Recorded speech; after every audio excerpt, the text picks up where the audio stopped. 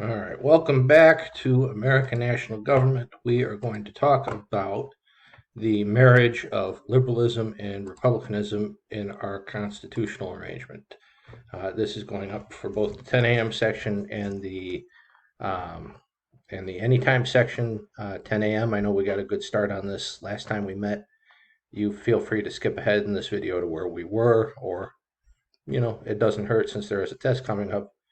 Might want to use this time as a review. Doesn't hurt to get something twice and get a good grade on the test. Okay, so liberalism, republicanism. These are theories, right? These are theories of government, how government can work, is supposed to work, should work, what have you. It's been an ongoing debate in our history whether this nation is a liberal one or a Republican one. Again, do not confuse these two things, with the Democratic and Republican parties. Students every semester do so. And I'm telling you, please do not mix these theories up with the political parties, especially when you go to take your test. So, is the United States more in line with classical liberalism or classical republicanism? Well, it's kind of a mixture of both. American constitutionalism is a marriage of both liberalism and republicanism. Again, not the Democratic and Republican parties. And it's pretty evident that there is a marriage of these two things in the nature of our modern day discourse. So how we talk about politics, how we act, how the system should work versus how the system ought to work. Or not, excuse me, how the system should work, how it was set up in the good book, the Constitution, versus how it's actually working. Well, it's still there. Both these ideologies are. So each of these political ideologies, again, political ideologies are not political parties, but they on some level represent a belief system. People represent their passions, they express them through ideological debate. Think about how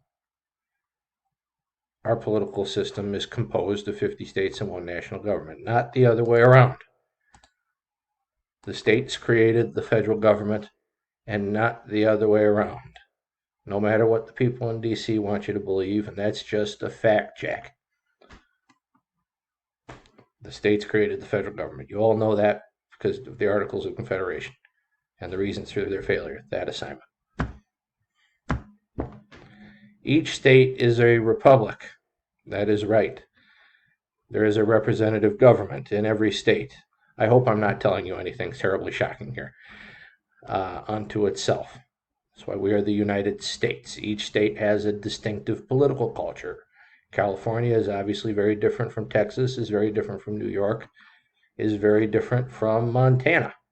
These states each have their own beliefs, their own value system. For instance, if you had a shotgun in the bed of your truck and you were driving through California, well, it would depend on the part really, but where you were driving in California, you would probably get pulled over and go to jail. Whereas in Texas, the cop might stop you, and the cop might have a conversation about the make and model and how old the gun is and where you've used it.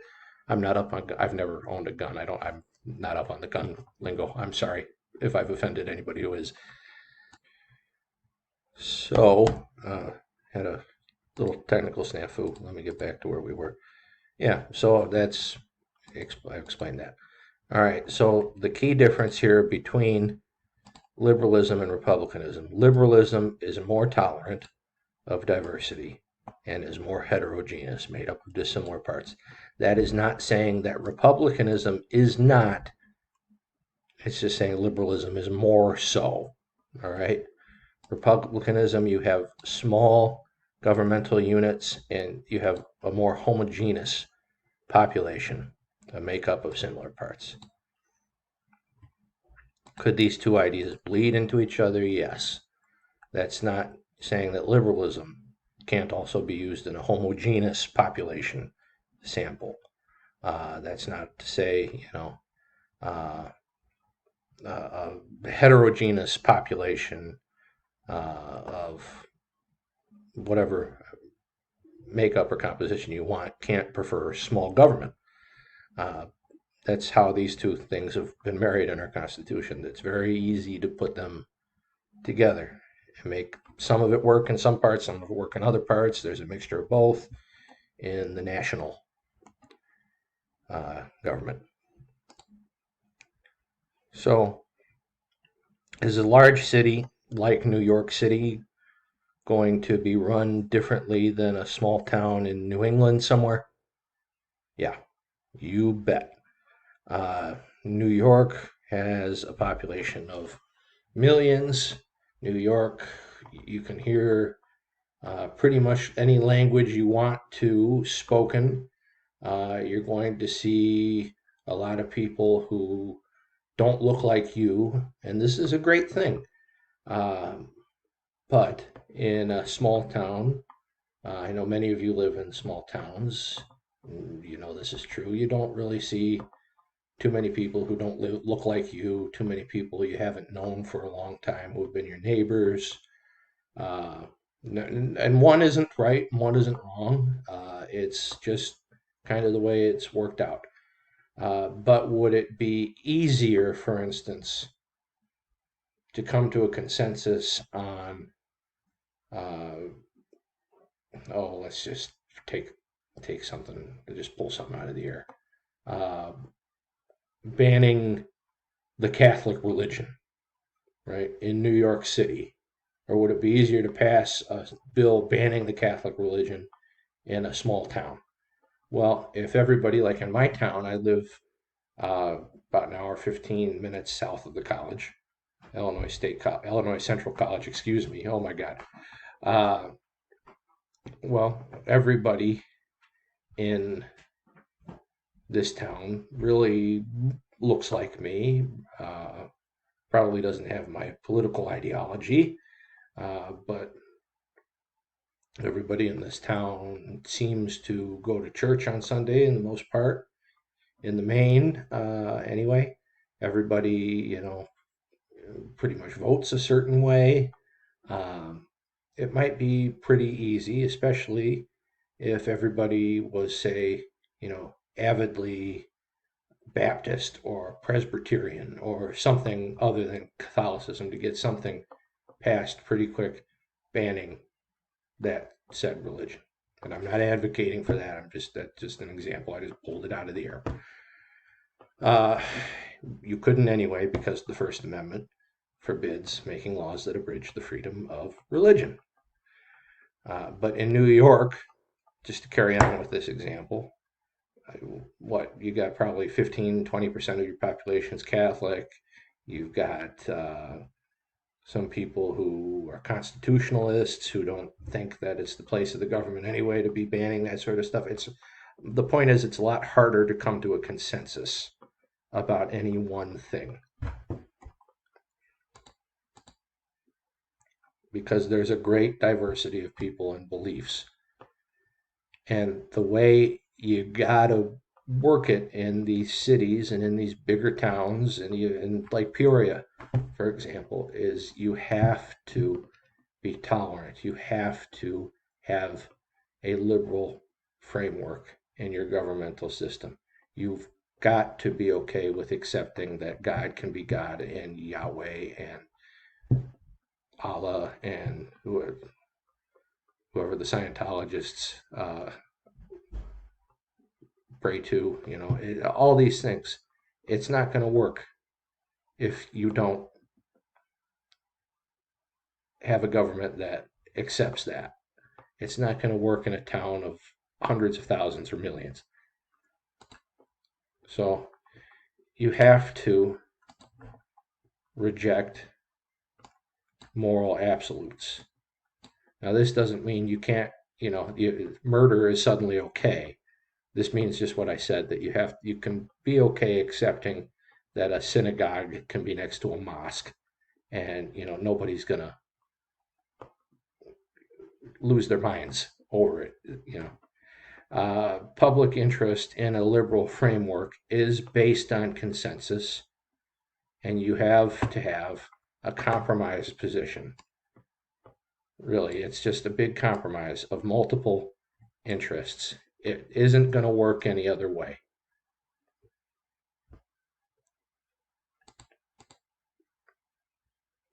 So in this small New England town, there's very little diversity probably.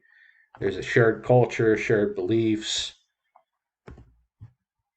There's greater agreement in the small town regarding what the public interest actually is, because everybody is very similar in outlook and maybe political beliefs and in religious beliefs, maybe also. And the Constitution says this is okay. You can have those small towns. You can have that self-governing unit. You can have a big city, and these things can exist side by side. You can put a mosque next to a synagogue, next to a church, and it's all going to be okay, right? You have to respect cultural uniqueness in the states as expressions of their own sovereignty.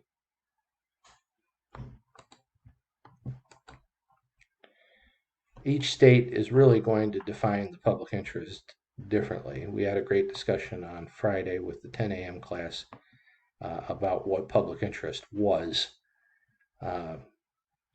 But at the same time, these states are represented also in the national government within the federal system, where power is shared between national and state governments. So these states are, they're self-governing. They have sovereignty. They have all that, but they also are operating under, well, what is this? Federalism.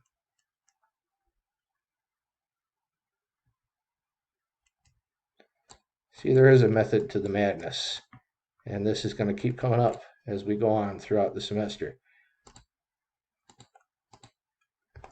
So the Constitution is a liberal framework open to diversity across states. It's also a Republican document as well. We'll come to that in a minute. So national decision making really often will reflect, not really often, most all the time, public interest as a consensus among the states. And where is this consensus formed? In Congress assembled, right? The United States Congress, the House of Representatives, the Senate, they come together on our behalf, supposedly, and they hash this stuff out. So the American Constitution really is a marriage between these two ideologies, liberalism and republicanism. Again, not the Democratic and Republican parties. And conflict and tension obviously exist. But that conflict and tension drives American politics forward.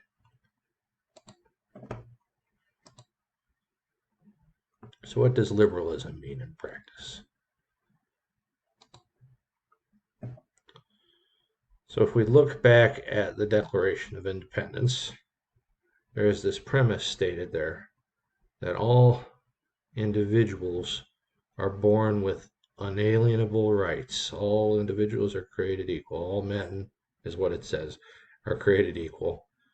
They have these unalienable rights, unalienable meaning rights that cannot be taken away from them. And they're equal before the law. So a state cannot show favoritism toward one citizen over another. This should apply to the federal and the state level and the local level.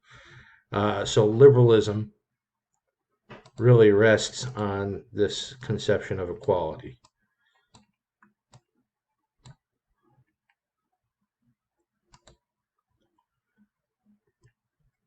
So this conception that we all have the right, for life, liberty, and the pursuit of happiness, we can all determine what those things mean for ourselves. We can choose what a good life means. We can choose a path that makes this conception a reality. And what the good life is can mean something different to everyone that listens to this. There's no recipe. There's nothing that the founders thought would be the good life, other than independence from Great Britain.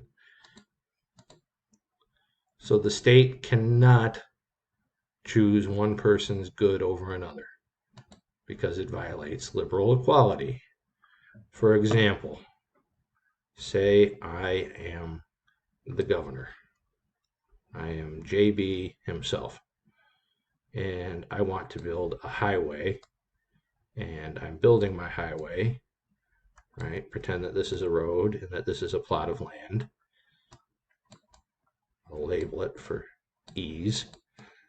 And I come knocking on this guy's land and say, I want to build a road through here. As you can see, I've already come right up to your property. I'll give you the value of the land. Hopefully this is a concept called eminent domain, which I think we're going to come to in a minute. I'm just jumping the gun a little bit.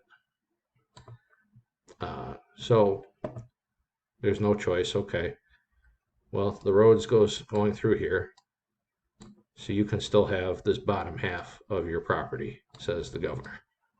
But we're going to take away half and give you the reimbursement. This is called eminent domain. But the example here, governor can't come back and say, well, we want to build an exit going into this other town, and we need 25% more of your land, right? Oh, wait, hey, we need a ramp back on, so we need another 10%. People have to be burdened equally.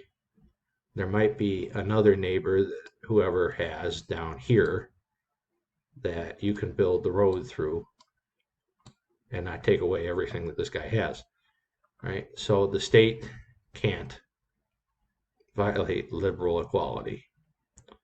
Does it? Yeah. Again, the system that the Constitution lays out versus the system as it operates today. It's just how it's working. But we were supposed to, and we are still to a large extent free to choose to pursue paths that will make us happy. So I hope this doesn't shock anybody, but we are living in very different times from our colonial forebears, and we require government action from time to time. So colonial Americans really idealized this economic independence. A lot of them were farmers. They wanted to work for what they had. They prided themselves on that. Most people today, unless you're very, very lucky, work for others and have very little control over their destinies, what they do, and where they end up. Most of you probably work for other people. I've had very few, probably maybe 5 to 10% of students over the years tell me that they work for themselves. So if a farmer in colonial times had decided to plant a crop that wasn't profitable, the only people that really would have been affected would have been the farmer and his family.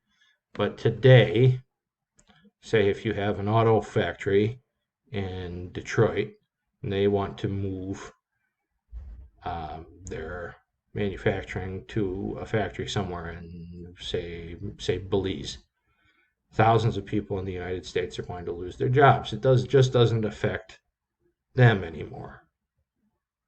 If you run a company, you're not just affected. It's not just you that's being affected. So most Americans are likely to be hurt by these forces outside of their direct control. in the United States. So the government may have to act to protect their interests from time to time. So they do, and this action is justified. Any action that they take is really justified on the grounds that it's going to be essential to the maintenance of our core mission, our values of liberty, equality, individualism, democracy, and the rule of law.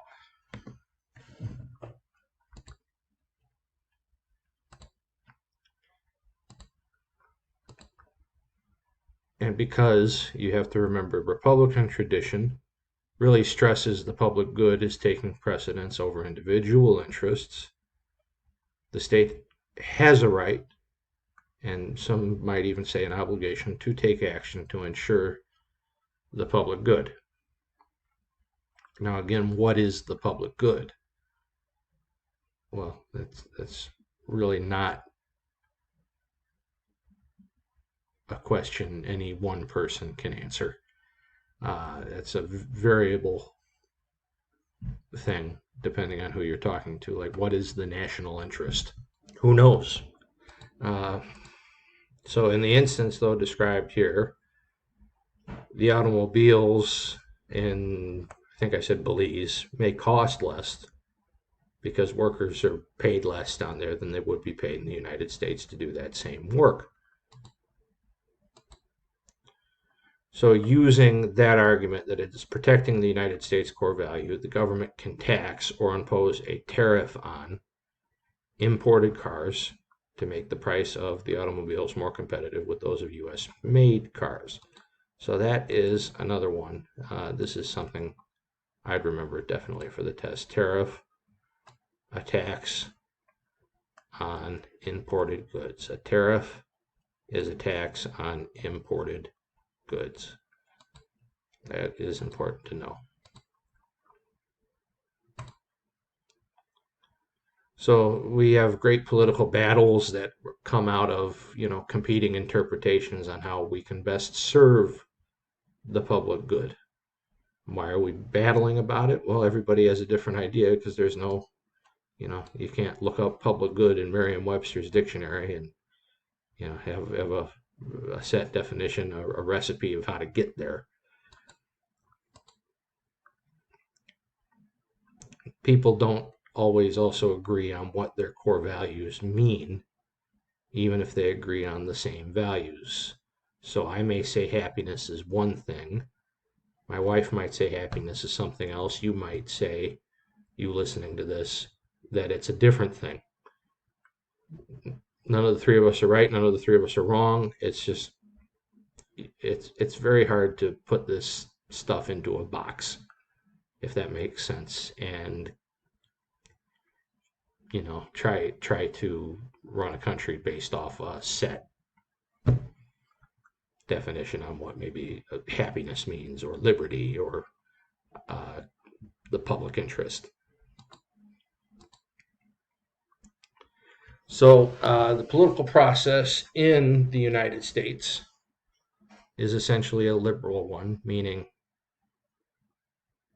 it's not the Democratic Party, but liberal as in it's a tolerant, open framework, because it is very much open to a wide variety of interests, and all of these interests really lobby for a position based on competing ideological commitments. And what are we talking about? Well, maybe interest groups in the United States Congress, maybe a protest on your town square, maybe writing a letter to your mayor. This is how you lobby for a position. Maybe a letter to the editor also.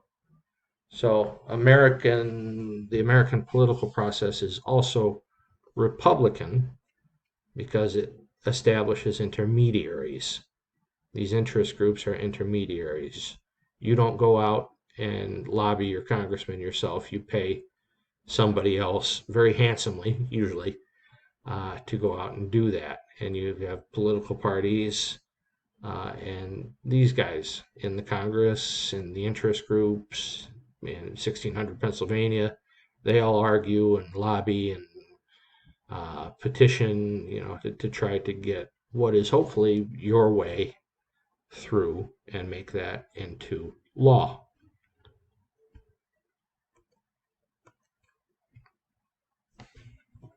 So modern conservatives really seek to conserve, it's in the name, the traditions of the past.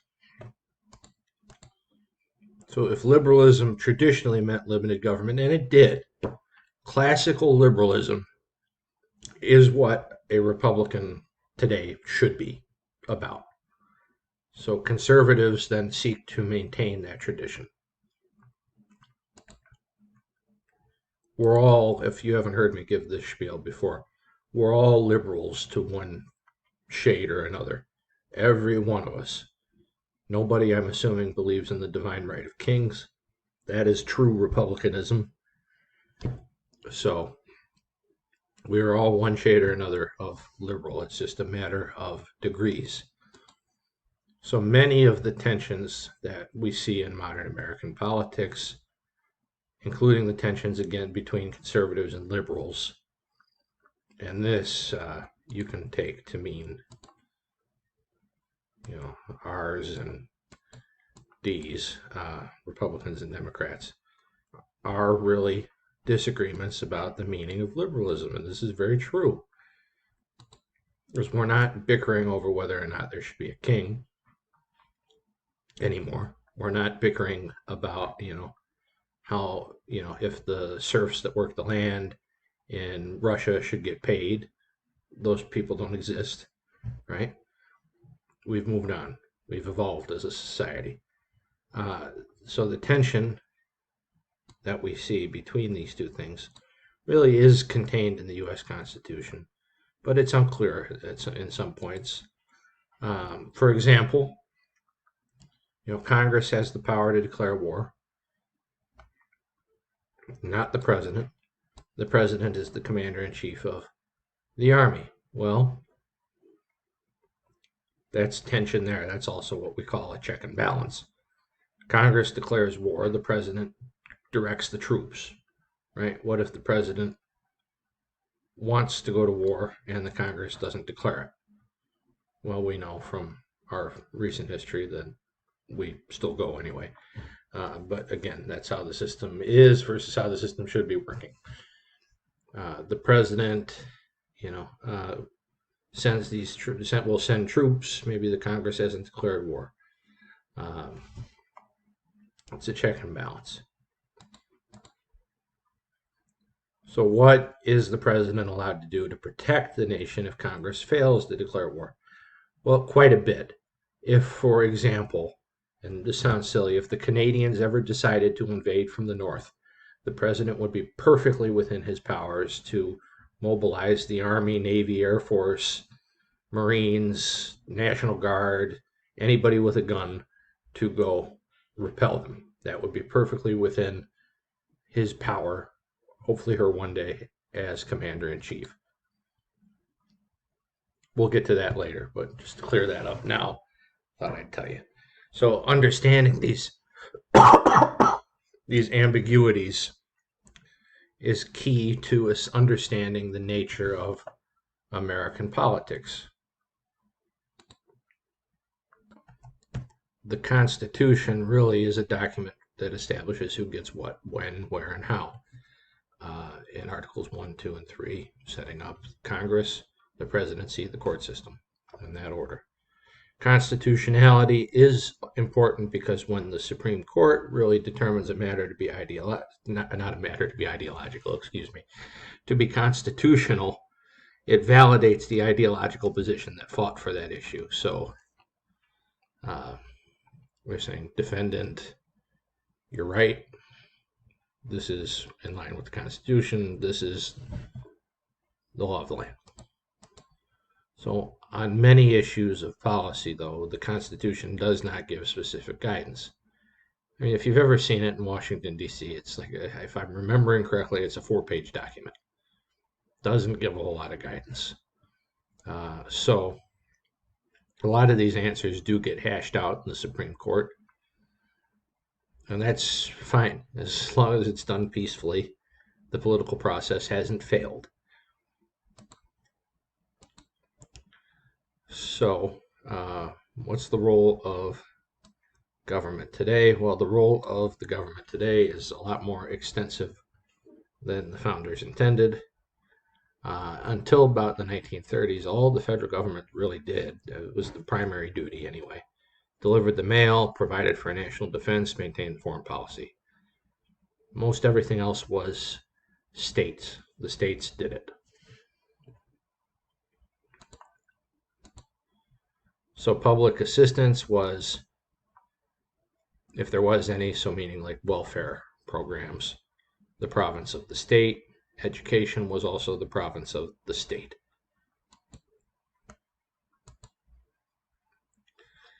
And the role of the federal government now is very active. It's very extensive. It regulates almost all activities and provides considerable services to us as Americans.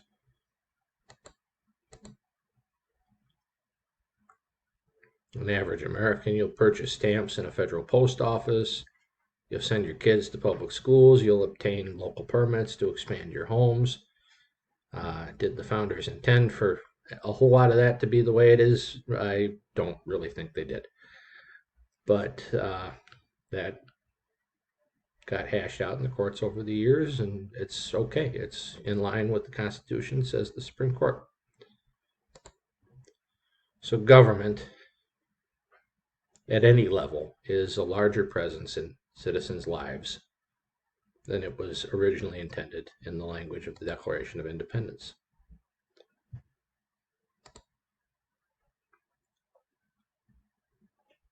So that is liberalism and republicanism.